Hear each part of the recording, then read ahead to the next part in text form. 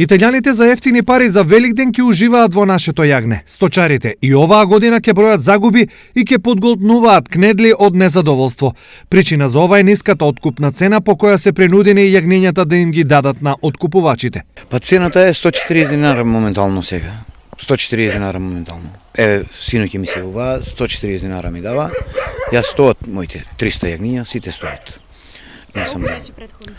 Па претходно е бивало и до 180 до 200 динара се довеѓале. А сега овие 4-5 години е назад. Толку 140 динара и толку. Со оваа цена не може да се покријат ниту трошоците. Имам дадено 15.000 евра само за храна, за овие 400 овци. За храна и за овчар. И пак храна немам више, при крај сам со храната, чекам да продавам јагнија, оваа утеко на оваа недела ќе ги товарам. Што е цена, тоа е, реалноста е таа. И ќе гледам да земам барем јачмен сега. Дека побрзо, должни сме за концентрат, должни сме за јачмен што сме земале, мора да ги даеш. Што вакцинират докторите, задолжителни, незадолжителни, и тамо треба да се расчистат. Сите сме така, не е само јас, сите сточари се така. Болно е ова прашање за овчарството, е посебно болно. Токму и поради ова, бројот на овци во овој дел од државата е во постојан пат.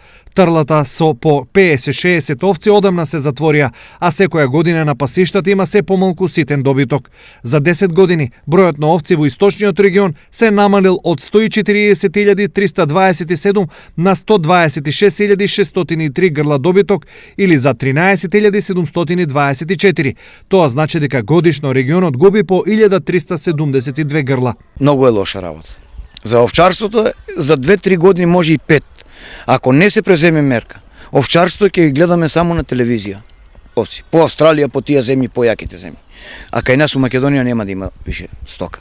Инаку овчарството е трето поред во извозот на земјоделските прехранбени производи во нашава земја. Годишно во просек се продаваат скоро 2500 тони јагнешко и овчо месо во вредност од 13 милиони евра. Ако овој тренд на празнење на трлата продолжи, ова може за кратко време да се смени на лошо.